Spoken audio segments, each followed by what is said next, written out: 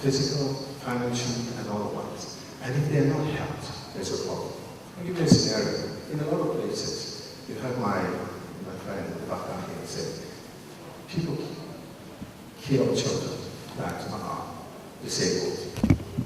Sometimes not kill, but you just ignore them, you let them be. And then what happens? They die.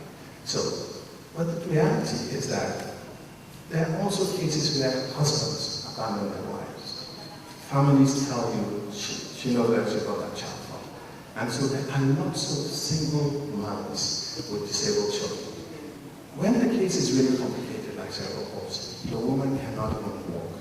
So you have a woman who is not working, who has a child with disability, income is totally zero. I've had people ask me, is it right for this woman to go out there? I say, what you want me to do? There's no other option. But the reality is, even in using that child today, what's happening? That disabled child is bringing income to the family. So you see, the child that is disabled is actually a blessing. It is for you to find the purpose for that child coming into your home. Once you find that purpose, life begins to take on a new meaning.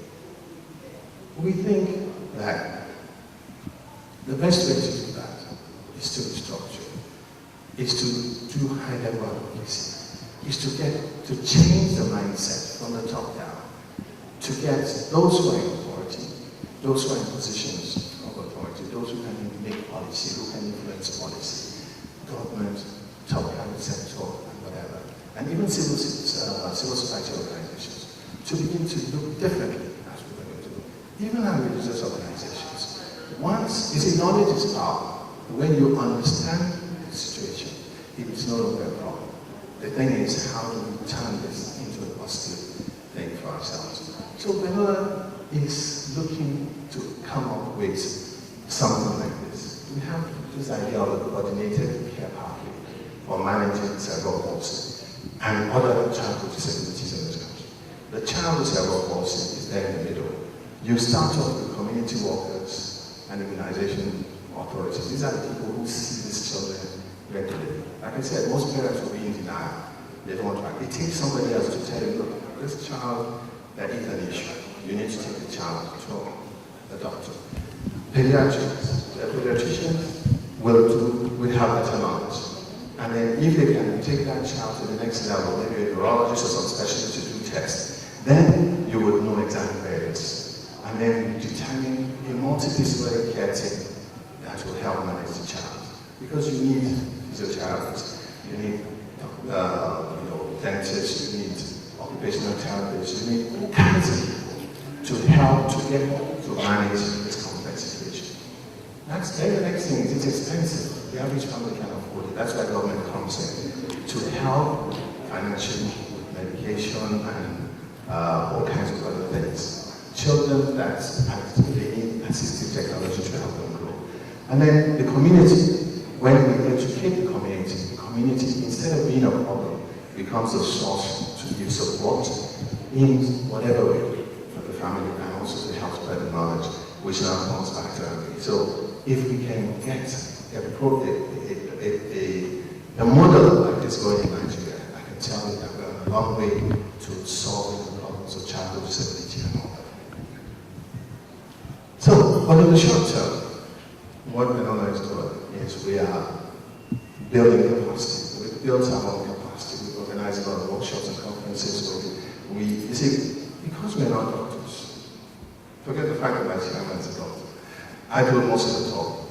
There's a need to convince those in the medical profession that we know what we're talking about and we're out to help and not make fun of them or delude them. We also need to get the confidence of those in the area of special needs education. So we've been interacting with them, and believe me, most of those we've met are highly appreciative and supportive of what we're doing. And from the knowledge we've gathered, that's when we've written this roadmap, which we intend to use as a tool to further our advocacy. We intend to provide information to the public, and we're doing that. We have a vibrant website. You need to please look at it and see what we have there. And we're updating it regularly. And the last update was yesterday. As we get information and as we hear about it, we'll build up the website because our aim is to make it the most most viable website in Africa on cerebral palsy. Already, we have people from outside Africa who are visiting our website and who are commending us on the work that we're doing. We're organizing conferences, and we're also attending conferences international to build more international connections and capacity in this area. We intend to interact, and we have been interacting with people in relevant fields, whether it is autism, Down syndrome, any other child with disability, because you see, the main thing we're pushing for is early intervention. And up till 2 years or so, most people are not even sure what the problem is. You just know that the child has a problem. So we all need to work together to get this thing done. And then, like I said, we will continue to engage in high-level advocacy. Our long-term goal is to build a center, a series of centers for cerebral palsy. And these are centers where we hope to put in what we have seen abroad as to the requirements for managing children with cerebral palsy. For instance, we're looking at a building, we're looking for a workshop where we can fabricate equipment, we're looking for a playground where we put special needs playground, equipment where children with disability can come out and play, and as a showcase. We are working already. We're working on the design, and we're on one way to perfecting it, but we're constantly working. Each of the centers, we believe that Nigeria is big. We have 6 geographical zones. So at the end of the day, we must have a center like that in at least each of the 6 geographical zones. We intend to start with Lagos, and of course, Abuja is important. So Abuja is important. So each one will have a counseling and referral unit. It will have human therapy units. It will have occupational therapy units, welfare departments. A lot of these families need soft foods, medication, and stuff which it can afford. And then most important, the special needs development unit. You see, when the children are under 16, there's nowhere you can buy a wheelchair off the shelf. The chairs have to be fitted to the child. No special measurements, curvatures in the body. If there's a need for a mold, then the mold is built. So, unless we train people on how to do that, we can't even order these things from abroad. And if we get the right connections, we can begin to do that right here much better. I wish some of you will visit some of our hospitals. I won't mention names. Our orthopedic hospital. You will weep when you see the archaic equipment that they're still using to fabricate things for disabled. We intend to do a lot of training ourselves, building capacity for those in the healthcare profession and otherwise. So we'll also have some halls, different types of halls, administrative units, and relevant offices to carry them. But the main thing, like I said, that we have done here, which we're here for, is to present this document, which, believe me, is the basis of a policy paper for managing cerebral palsy in Nigeria. I'm passionate about all disabilities, and it took my chairman and a few people to get us to concentrate on cerebral palsy. Because you see, all childhood disabilities start the same way. And the management, especially at the initial stages of those years, is the same. The earlier you accept it, the better the results you're going to get with the child. Because up to the age of 5, the brain is still developing, in some cases up to the age of 8. It's not as if the brain is going to get better in the case of cerebral palsy, but the other part of the brain that is functioning is going to train itself to do those things that the partner is cannot do. But once you leave the child idle, running around looking for help until the child is 6, 7, 8, you need to start on that. So we need to work on the mind of parents to accept the reality that the child is disabled. We need to sell the idea of early intervention. So roadmap is there to do that. We also have discovered, we received a lot of support from the media. Media have been fantastic, and I commend them for it. But we also find that there is a need to also a certain level of advocacy by ourselves. And so we started a magazine which we call Cerebral Palsy. It's duly registered, and the second edition just came out last weekend, and it's much more ready for the year. We're still in the space of being proper publishers, so forgive us if one or two things that are like that. But it's going to be a design-to-play document that will continue to update on modern trends in mind use travel policy and even other child disabilities. So this will continue to encourage us by phone calls, by emails, and whatever, because we're drawing strength from you. And we also want to tell you that what we're doing is not unique. It is possible for everybody who has a passion.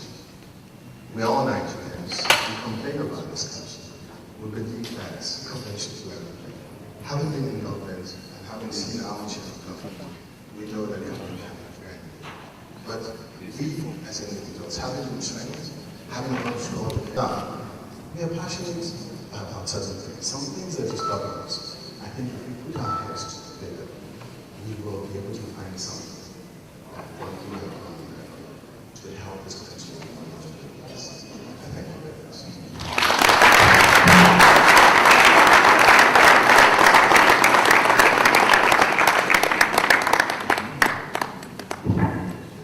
That was a beautiful visionary. Thank you very much, sir, once again, for allowing yourself to be used. Very cool. Round of applause for me. Thank you so much, sir. Good evening, everybody. My name is Uchimadoki. I'm the Benola ambassador.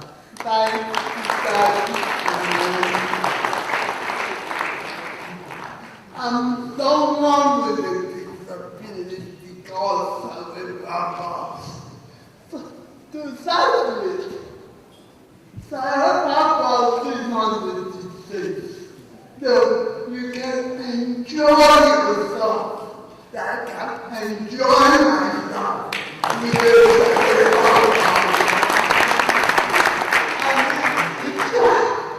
With an open door, better education. I'm a graduate from UNICEF. I'm enjoying myself most of the time.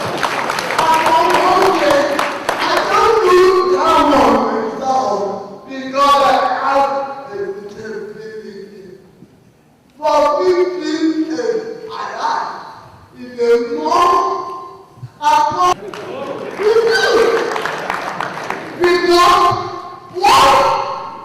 What common disability might have killed me, but it didn't kill me. So I'm alive to enjoy myself. But if celebrating people with cerebral palsy, if you know a family that say I did their own, tell them they are living in old-fashioned way. They should bring them up. They can make a difference in our nation, in our world, and anywhere. God bless you. Standing ovation for this great Nigeria. A shining example of inspiration, excellence. And all life is beautiful. And God is faithful. Thank you very much, my dear sister and friend.